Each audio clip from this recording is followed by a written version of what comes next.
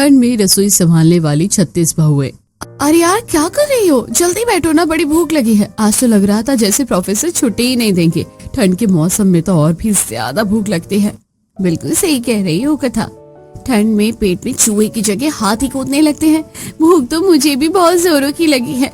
तो हमारी master chef कथा आज खाने में क्या लेकर आई हो? सच में कथा, तेरे हाथ के खाने की तो बात ही अलग है। मुझे तो हर दिन मेरे टिफिन से ज्यादा तेरे टिफिन खाने का इंतजार रहता है। अरे तुम लोग खाने से पहले ही इतनी तारीफ करोगे तो खाने के बाद क्या करोगे? कथा की बात सुनकर उसकी सहेलियां हंसने लगती हैं। कथा कॉलेज में अपनी सहेलियों के साथ कैंटीन में बैठकर हंसी मजाक करते हुए लंच कर रही थी। अरे वाह वाह कथा, तुम तो आज फ्राइड राइस और मटर पनीर लाई हो। ये तो मेरा फेवरेट है। तो खाओ ना, किसने रोका है। सच में कथा, तुम बहुत ही अच्छा खाना बनाती हो। इतना अच्छा खाना बनाने का सीक्रेट क्या है? अरे ऐसी कोई बात नहीं है, तुम लोग ज्यादा कुछ सोच रही हो। मुझे बस खाना बनाना और अपनी रसोई संभालना अच्छा लगता है।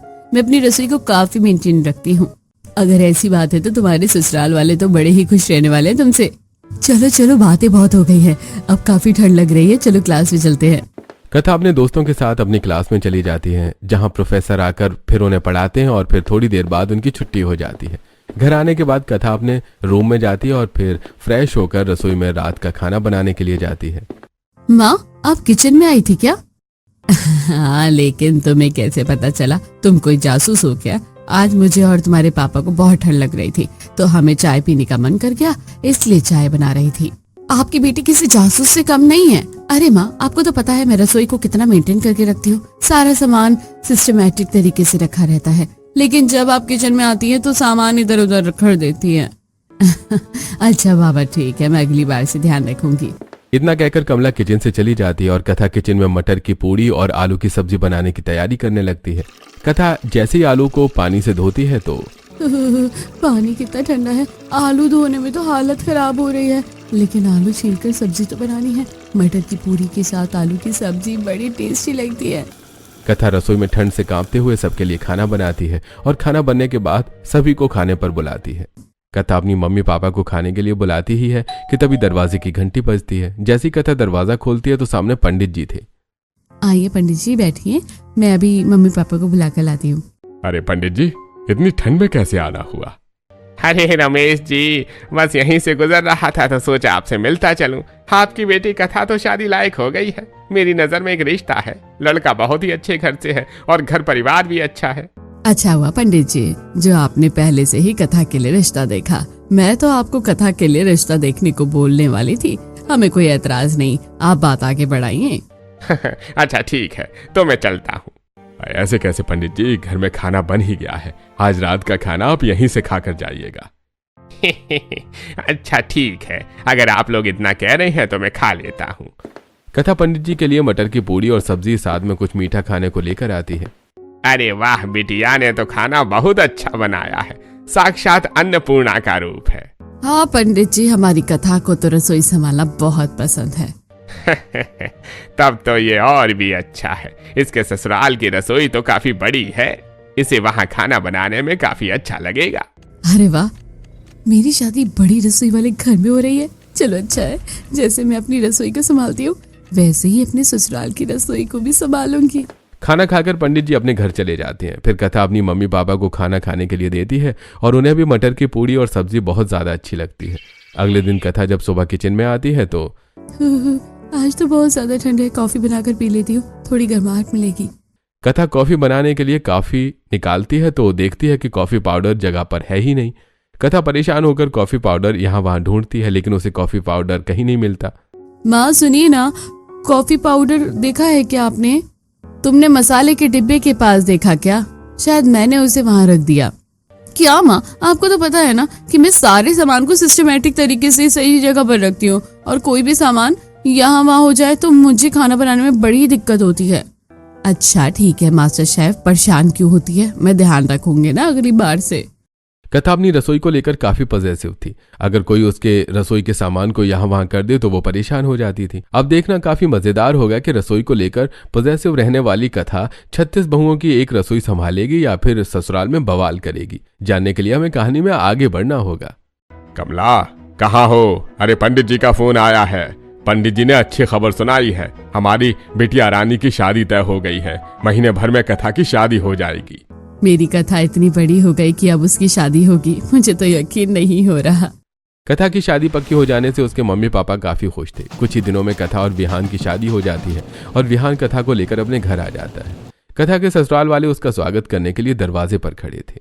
कथा बेटा, इस कलश को अपने दाहिने पैर से गिराओ। चावल जितना बिखरेगा तुम्हारी रसोई उतनी भरी रहेगी। सरोज के कहने पर कथा अपने पैरों से चावल गिराती है कि तभी भाभी, किसी चीज की जरूरत हो तो मुझसे कहने की कोई जरूरत नहीं है। इसे अपना ही घर समझिएगा। हट पगली, सिर्फ मजाक करती रहती है। ये नहीं कि अपनी भाभी को कमरे तक छोड़ दे। देख तो बाहर कितनी ठंडी हवा चल रही है। बेचारी कथा को भी ठंड लग रही होगी। चलिए भाभी, मैं आपको आपके कमरे तक छोड़ देती हूँ। भैया थोड़ी देर में आ जाएंगे, आराम कर लीजिए। कल तो अंगूठी खेलने वाली रस्म और आपकी पहली रसोई भी तो है। कथा काजल के साथ अपने कमरे में चली जाती है। थोड़ी देर में विहान भी कमरे में आ जाता है। कथा, तुम्हें कुछ चाहिए तो नहीं? जी नहीं। अरे ऐसी बात है तो रात बहुत हो गई है, चलो सो जाते हैं। कल हमारी और भी तो रस्में हैं। कथा और विहान दोनों सो जाते हैं। अगली सुबह 8 बजे तक कथा नहा धोकर तैयार हो जाती है। आज तो बहुत ज्यादा ठंड है। काश मुझे यहाँ भी कॉफी पीने को मिल जाती, लेकिन अभी तो काफी सारी रस्में हैं और पहली रसोई भी तो बाकी है। कथा बेटा, उठी नहीं, रस्में शुरू करनी है। कथा नई नवेली दुल्हन की तरह अच्छे से तैयार होकर बाकी की रस्में करने के लिए जाती है, जहाँ पहले से ही सभी अच्छे से तैयार होकर बैठे थे। भाभी देखिए, मैंने पहले ही परात में दूध डालकर उसे फूलों से सजा दिया। आप मुझे अपनी अंगूठी दीजिए और भैया आप मुझे अपनी अंगूठी दीजिए। काजल दोनों की अंगूठी लेकर दूध से भरे परात में डाल देती है और फिर भैया भाभी अंगूठी ढूंढना शुरू कीजिए। जिसने 3 बार अंगूठी निकाली वो गेम जीत गया और गृहस्थी का कंट्रोल भी उसके हाथों में ही होगा। तो भैया भाभी से मत हारिएगा। कथा और विहान दोनों अंगूठी ढूंढना शुरू करते हैं। 2 बार अंगूठी विहान को मिलती है। अच्छा है मेरे बेटे के हाथ में कथा की डोर होगी। बस एक बार और जीत जा बेटा। नहीं भाभी, आपको जीतना होगा। एक तरफ सरोज अपने बेटे को सपोर्ट कर रही थी तो वहीं काजल अपनी भाभी को सपोर्ट कर रही थी।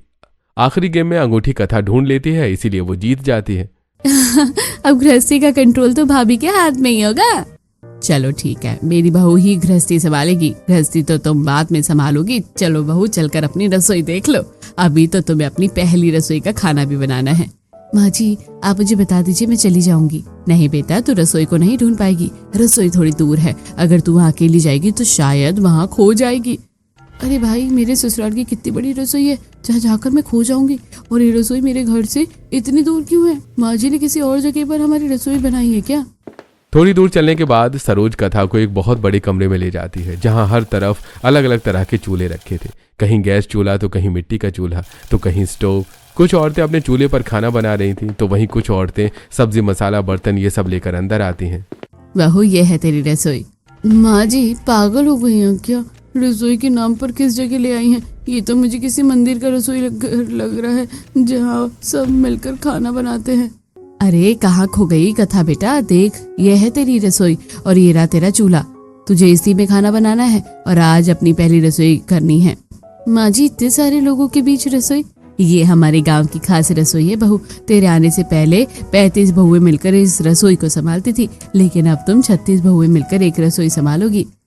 अपनी रसोई देखकर कथा पूरी तरह से सदमे में थी। वो कुछ सोच समझ पाती कि तभी अरे माँ जी, आज तो आपकी बहू की पहली रसोई है। बहू के हाथ का खाना अकेले अकेले ही खाएंगी क्या? अपनी बहू के हाथ का खाना हमें भी तो खिलाइए। अरे क्यों नहीं कथा बहू, तुम्हें आज अपनी पहली रसोई के लिए सबके लिए गाजर का हलवा बनाना है। देखना मेरी नाक न कटे, अच्छे से हलवा बनाना। सरोज कथा को काफी सारे गाजर लाकर दे देती है। अब सास ने फरमाइश कर दी थी तो बेचारी कथा कुछ बोल भी नहीं सकती थी, इसीलिए वो सबसे पहले ठंडे पानी से गाजर को धोती है। हाय राम, मर गई। पानी तो बहुत ज्यादा ठंडा है। इतने ठंडे पानी में इतने सारे गाजर धोने तो मेरी हालत खराब हो जाएगी। लेकिन कर भी कह सकते हैं, गाजर का हलवा बनाना है तो ये सब करना ही पड़ेगा। कथा सारे गाजर को अच्छे से धोती है और फिर उसे बैठकर कद्दूकस करती है और फिर गाजर का हलवा बनाती है। इतने सारे लोगों के लिए गाजर का हलवा बनाते बनाते सुबह से दोपहर हो जाती है। मैंने कभी सपने में भी नहीं ऐसी रसोई के बारे में सोचा था। हे भगवान, कहाँ कर फंस गई हो। सुबह से कुछ नहीं खाया, अभी सबको ये गाजर का हलवा खिलाने के बाद ही मैं कुछ खा सकती हूँ। अरे वाह कथा, तुमने तो सबके लिए गाजर का हलवा बना दिया। मैं सभी को गाजर का हलवा देकर आती हूँ।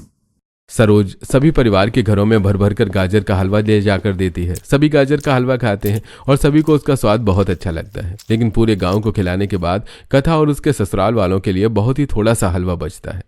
मैंने इतना प्यार से गाजर का हलवा बनाया, ये सोचकर कि आज मैं बड़े दिनों बाद गाजर का हलवा खाऊंगी, यहाँ तो खाने के लिए हलवा बचा ही नहीं है। कथा अपने सास ससुर पति और नंद को भर भर कर हलवा देती है और खुद को खाने के लिए थोड़ा सा हलवा लेती है। वाह बहू, क्या स्वाद है तुम्हारे हाथ में। इस कड़ाके की ठंड में गर्मा गर्म गाजर का हलवा खाकर तो दिल खुश हो गया। आज तो तुमने अपनी पहली रसोई में ही हमारा दिल जीत लिया। कथा, गाजर का हलवा तो बहुत ही स्वादिष्ट बना है, इसलिए तो सभी मेरी बहू के हाथ के खाने की इतनी तारीफ कर रहे थे। माँ जी, मुझे आपसे कुछ पूछना है, क्या मैं पूछ सकती हूँ? हाँ पूछो ना कथा बेटा, क्या बात है? जी माँ जी, हमारी रसोई हमारे घर पर क्यों नहीं है और एक रसोई में इतनी सारी औरतें खाना क्यों बना रही हैं? क्या उनके घर पर कोई रसोई नहीं है? कथा, मैं कब से सोच रही थी कि तुम ये सवाल मुझसे कब पूछोगी। देखो कथा, हमारे गांव में सारे परिवार के बीच बहुत ही प्यार है और सभी एक दूसरे से जुड़कर रहना पसंद करते हैं, इसलिए सभी एक ही रसोई में खाना बनाते हैं। लेकिन माँ जी, मैं इतनी सारी औरतों के साथ खाना कैसे बनाऊंगी? मुझे तो इन सब की आदत भी नहीं है। मैं तो अपने मायके में अकेली ही रसोई में काम करती थी। कथा, अब तुम्हारी शादी हो गई है और तुम्हें अपने ससुराल में सबके साथ मिलकर 36 बहुओं की एक रसोई को संभालना होगा। सरोज ने कथा को साफ साफ कह दिया था, इसीलिए बेचारी कथा कुछ बोल भी नहीं पाती है और वहीं करती है जो उसकी सास उसे करने के लिए कहती है। अगले दिन, हे भगवान, कल तो पहली रसोई के टेंशन में नींद जल्दी खुल गई थी, लेकिन आज थकावट की वजह से सुबह उठा ही नहीं गया। विहान जी को ऑफिस जाना है और अभी तक तो मैं रसोई में भी नहीं पहुंची हूँ। जल्दी जल्दी भागते हुए रसोई घर में जाती है, लेकिन वहां का नजारा देखकर उसके होश उड़ जाते हैं। अरे ये क्या मुसीबत है, मैं कहाँ बैठकर खाना बनाऊं? कोई भी चूल्हा खाली नहीं है। एक तो वैसे ही लेट हो चुका है, ऐसे तो खाना बनाने में काफी देर हो जाएगी। क्या कथा, आज तुम लेट उठ गई? रसोई में अगर तुम्हें जल्दी खाना बनाना है तो तुम्हें सुबह जल्दी उठकर रसोई में आना होगा। ठंड में अगर रजाई डालकर सोती रहोगी तो खाना बनाने के लिए काफी इंतजार करना पड़ेगा। क्यों दीदी, बेचारी कथा को परेशान कर रही हैं? ऐसा कुछ नहीं है कथा, तुम थोड़ा सा इंतजार कर लो, जैसे ही तुम्हारा चूल्हा खाली होगा तुम उस पर खाना बना लेना। पता नहीं मैं कहाँ फंस गई हूँ। अगर ये मेरी पर्सनल रसोई होती तो मैं अभी तक मैंने सारा काम कर लिया होता और थोड़ी देर में खाना भी बन जाता। कथा को काफी देर इंतजार करना पड़ता है और जब उसका चूल्हा खाली होता है तब जाकर वो खाना बना पाती है। खाना बनाने के बाद जब वो घर आती है तो ये खाना किसके लिए पैक कर रही हो बहू? ये खाना तो मैं विहान जी के लिए पैक कर रही हूँ, ये उनके ऑफिस का लंच है। तुमने खाना बनाने में बहुत देरी कर दी है, विहान तो कब का ऑफिस जा चुका है। 36 बहू की एक रसोई की वजह से विहान जी को आज बिना नाश्ते के और बिना लंच के ऑफिस जाना पड़ा। अगर मेरी पर्सनल रसोई होती तो मैं उन्हें कभी ऑफिस भूखा नहीं जाने देती। ठंड में थोड़ा जल्दी उठा करो, हमारे घर में सबको जल्दी खाना खाने की आदत है। एक तो 36 बहुओं की रसोई की वजह से कथा का खाना टाइम पर नहीं बना था, ऊपर से उसके सास अलग ताना मार रही थी। कथा सभी के साथ मिलकर नाश्ता करती है और फिर घर के बाहर बैठकर बर्तन धोती है। इन बर्तनों को धोने के बाद खाना बनाने के लिए मुझे इन्हें फिर से 36 बहुओं की एक रसोई में ले जाना होगा। अभी तो सिर्फ 2 दिन हुआ है, कभी बर्तन कभी सब्जी मसाले, घर से रसोई और खाना बनाने के बाद खाना को घर लाने में मेरी अच्छी खासी परेड लग रही है। पता नहीं इन लोगों ने क्या ही सोचकर एक साथ रसोई बनवाई है।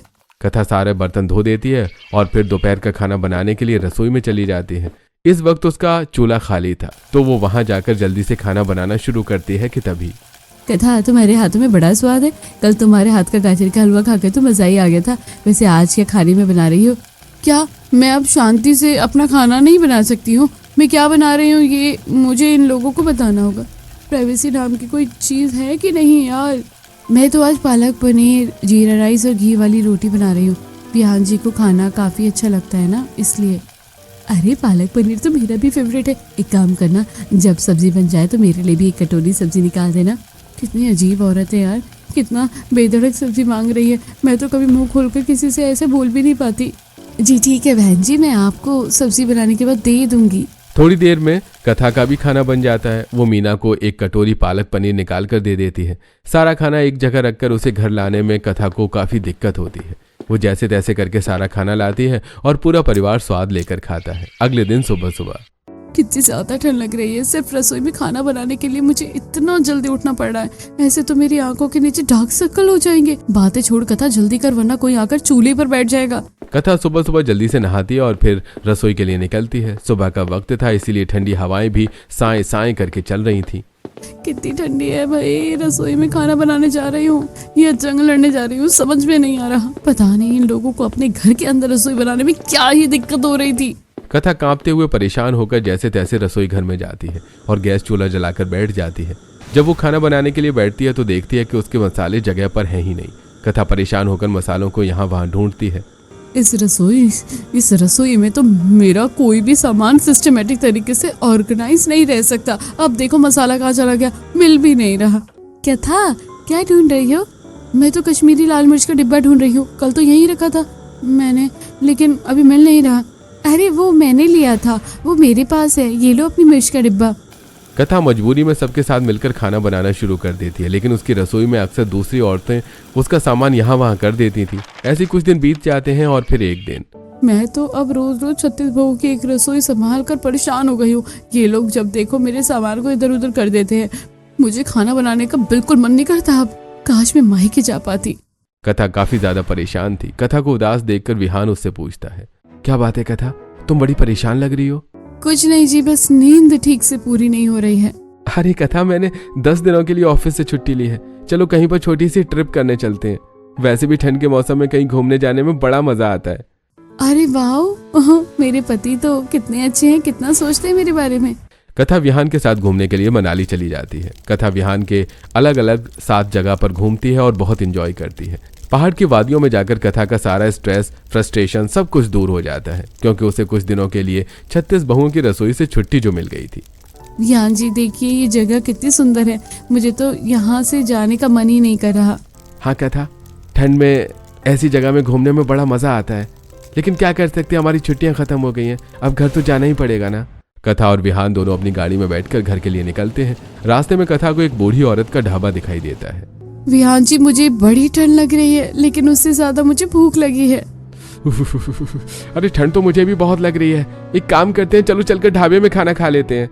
विहान जी, आज मैं आपको ढाबे पर अपने हाथ का बना खाना खिलाती हूँ। रुकिए, मैं अभी इन बूढ़ी काकी से बात करके आती हूँ। कथा बूढ़ी काकी से बात करती है और कुछ देर के लिए उनका चूल्हा खाना बनाने के लिए ले लेती है और उसमें गर्मा गर्म रोटियां सेकती है। मुझे मिट्टी का चूल्हा वाला रसोई भी 36 बहू की एक रसोई से ज्यादा अच्छा लग रहा है। रसोई तो इसे कहते हैं जहाँ एक इंसान शांति से अपनी पसंद का खाना बना सकता है। अरे कथा, ठंड में मेरी कुल्फी जम रही है, जल्दी से खाना बनाकर खिलाओ यार, बहुत जोरों की भूख लगी है। कथा फटाफट से विहान को खाना निकाल कर देती है। विहान और कथा दोनों मिलकर खाना खाते हैं और फिर गाड़ी में बैठकर घर के लिए आ जाते हैं। घर आने के बाद कथा को फिर से 36 बहू की एक रसोई में जाकर खाना बनाना पड़ता है। ऐसे ही दिन गुजरते हैं। फिर एक दिन सुबह सोकर उठती है तो फोन बजता है। कौन है सुबह सुबह, सोने भी नहीं देता। कथा देखती है तो उसके मोबाइल पर उसकी सहेली सोनल का फोन आया था। यार कथा, शादी के बाद तो तू हमें भूल ही गई। अरे नहीं यार, मैं तुम लोगों को भूल ही नहीं हूँ, बस अपना ससुराल और अपने ससुराल की अनोखी रसोई संभालने में परेशान हो गई हूँ। क्या यार, तुझे तो रसोई संभालना पसंद था ना, फिर क्या हो गया? बड़ी लंबी कहानी है, किसी दिन फुर्सत में बताऊंगी। और बता कैसे फोन किया? यार तेरी बहुत याद आ रही है, अपनी सास से पूछना और हमसे मिलने के लिए आना। हम लोग ना पार्क में मिल लेंगे, साथ में पिकनिक भी कर लेंगे। अच्छा ठीक है, मैं अपनी सास से पूछ कर देखती हूँ। सोनल फोन रख देती है और कथा नहा धोकर अपने सास के पास जाती है। माँ जी, आज मेरी कॉलेज की सहेली सोनल का फोन आया था, वो लोग मुझे पिकनिक करने के लिए बुला रहे हैं, क्या मैं जा सकती हूँ? हाँ बहू, जाओ ना, विहान को बोल देना, वो तुम्हें गाड़ी से छोड़ देगा। और ठंड का मौसम है तो ज्यादा रात मत करना, वरना ठंड लग जाएगी। कथा अच्छी सी साड़ी पहनकर थोड़ा मेकअप लगाकर रेडी हो जाती है और फिर विहान के साथ गाड़ी में बैठकर अपने दोस्तों से मिलने के लिए चली जाती है पार्क में। अरे वाह कथा, तू तो बड़ी सुंदर लग रही है। क्या बात है, लग रहा है हमारे जीजा जी तुझसे बहुत प्यार करते हैं। अरे कथा, तेरी सास एक बार में बाहर घूमने जाने देने के लिए मान गई। हाँ, मेरी सास बहुत अच्छी है, मुझे कभी किसी चीज के लिए ज्यादा रोक टोक नहीं करती है। अगर ऐसी बात है तो तू हमसे ज्यादा बातें क्यों नहीं करती? और कथा, तू आज हमारे लिए टिफिन में क्या बना कर लाई है? सॉरी यार, मैं तुम लोगों के लिए आज कुछ नहीं बना कर लाई हूँ, क्योंकि अगर मैं खाना बनाने के लिए जाती तो काफी टाइम लग जाता। क्या बात है कथा, तू फोन में तो कह रही थी कि तुझे रसोई संभालने में प्रॉब्लम हो रही है, हमें पूरी बात बता। क्या बताओ यार, मेरे ससुराल में एक ही रसोई है जिसे 36 बहुएं मिलकर संभालती है। कथा, तू तो अपनी रसोई को लेकर काफी पॉजिटिव थी ना। अब तुझे 36 बहुओं की एक रसोई में खाना बनाने में दिक्कत नहीं होती। कथा अपनी दोस्तों को 36 बहुओं की एक रसोई में होने वाली सभी प्रॉब्लम्स के बारे में बताती है, जिसे सुनकर उसके दोस्त भी परेशान हो जाते हैं। और फिर नेहा, कथा तू चाहे जितनी भी परेशान हो जा, तुझे करना तो वही पड़ेगा जो तेरे सास तुझे करने के लिए बोलेगी। पार्क में कथा अपनी सहेलियों के साथ काफी बातें करती है। काफी देर तक हंसी मजाक करने के बाद वो लोग पिकनिक में खाना खाते हैं और फिर शाम होने पर अपने अपने घर चले जाते हैं। घर जाने के बाद बहुत सर्दी लग रही है, कहीं मुझे बुखार ना हो जाए। अच्छा हुआ कथा जो तुम टाइम पर आ गई। और तुम्हें क्या हुआ है, तुम इतना चीख क्यों रही हो?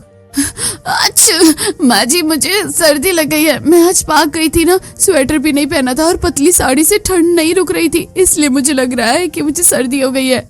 इस कलमुही सर्दी को भी अभी होना था। क्यों माँ जी, कोई बात है क्या? कल काजल को देखने के लिए लड़के वाले आ रहे हैं, वो दोपहर का खाना हमारे यहीं खाएंगे। बेटा तुम खाना बना तो लोगी ना? हाँ हाँ माँ जी, मैं खाना बना दूंगी। रात काफी हो गई थी तो सभी लोग खाना पीना खाते हैं और फिर सोने के लिए अपने कमरे में चले जाते हैं। अगले दिन कथा देर तक सोई रह जाती है। सरोज जब उसे उठाने के लिए जाती है तो देखती है कि कथा को तो बहुत ज्यादा तेज बुखार है। बहू, तुम्हारा शरीर तो भट्टी की तरह जल रहा है, ऐसी हालत में तुम खाना कैसे बनाओगी? नहीं माँ जी, आज घर में मेहमान आने वाले हैं, मैं बिना उनको खाना खिलाए घर वापस जाने नहीं दे सकती। कथा कई बार बेड से उठकर बैठने की कोशिश करती है, लेकिन बुखार की वजह से उसका शरीर उसका साथ नहीं देता। उसे कमजोरी भी हो गई थी, इसलिए उसे बार बार चक्कर आ रहे थे। अब हम मेहमानों को खाना नहीं खिला पाएंगे।